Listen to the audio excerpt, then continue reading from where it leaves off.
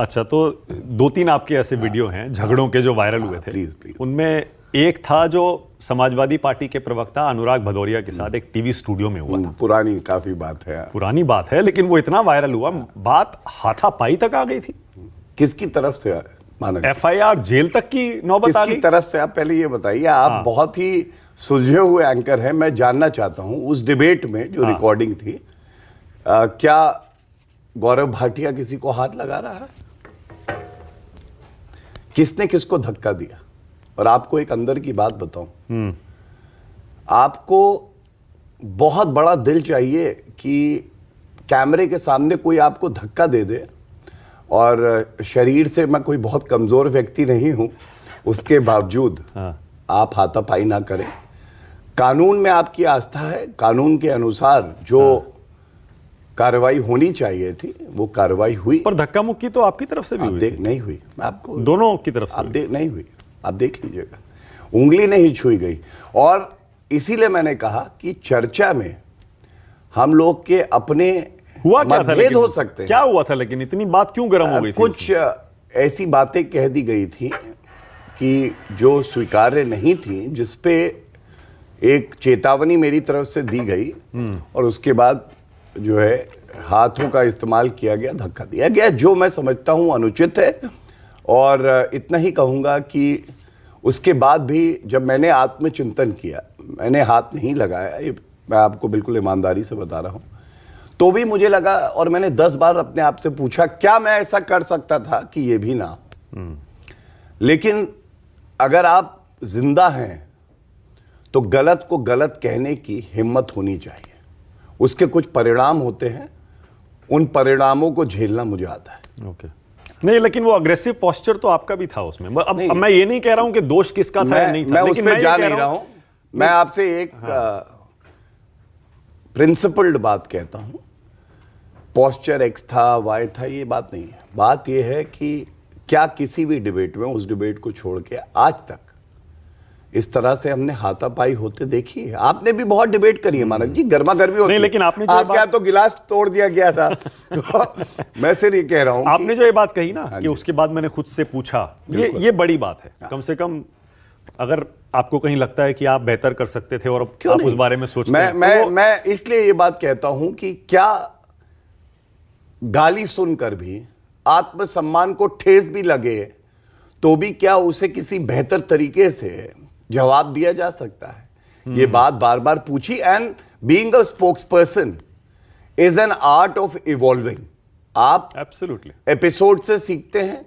आप देखते हैं कि जो विरोधी प्रवक्ता आया है वो किस तरह से बैटिंग करता है। उसको हिट विकेट करना है, उसको बोल्ड करना है या कॉट कराना है, और मैं समझता हूं समय के साथ आपका अनुभव आपके काम। उसके बाद अनुराग को जेल भी जाना पड़ा और रिश्ते काफी खराब भी हो गए थे, न सिर्फ आप दोनों के बल्कि दोनों पार्टियों के भी। टीवी पर भी डिबेट में वो दिखता था।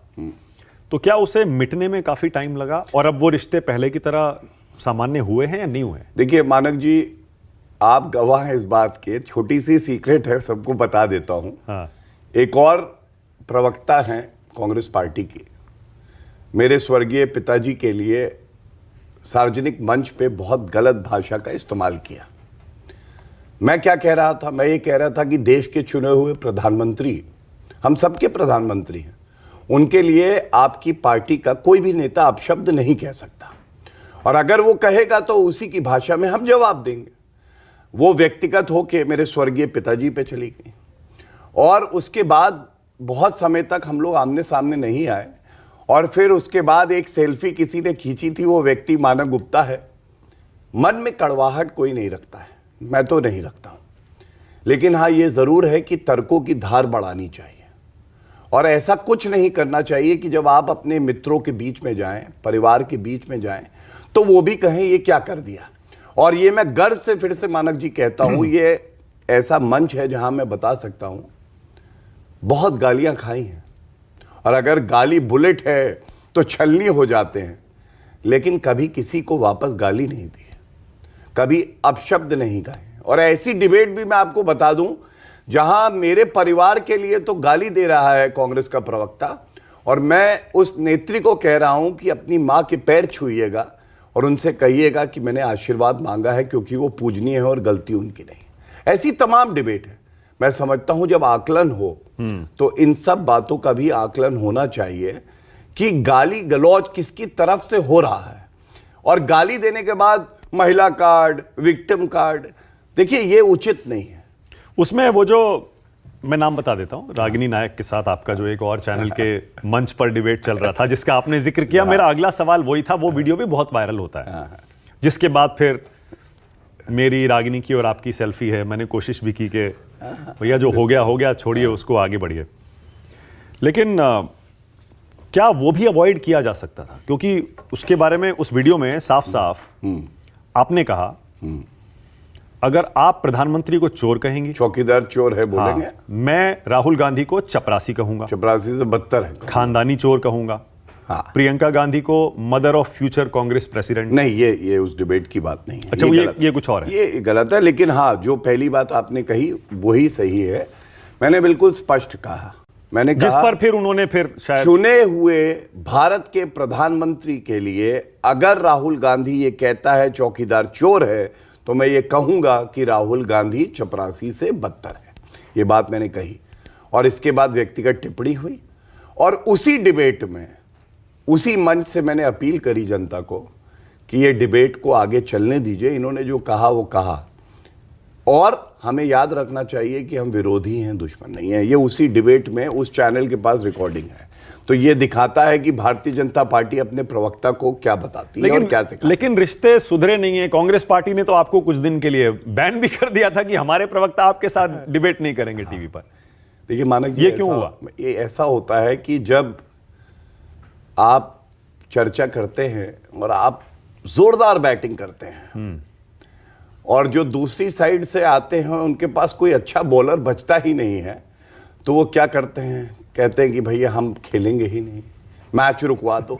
वही ये लोग करते हैं। लेकिन ये दर्शाता है कि भारतीय जनता पार्टी के जो प्रवक्ता हैं उनकी मजबूती कितनी है। मैं आपको बताऊं, मैंने आज तक किसी भी ना पार्टी के लिए ना प्रवक्ता के लिए ये कहा कि मैं डिबेट नहीं करूंगा। हाँ, एक बात जरूर कहते हैं, हर एंकर से कहते हैं कि चर्चा तर्कों के आधार पे हो और हेकलिंग ना हो, बीच में रोक टोक कि आप बोलने लगे तो 5 सेकंड बाद फिर दूसरा, तीसरा, चौथा, तो अच्छी चर्चा नहीं हो सकती।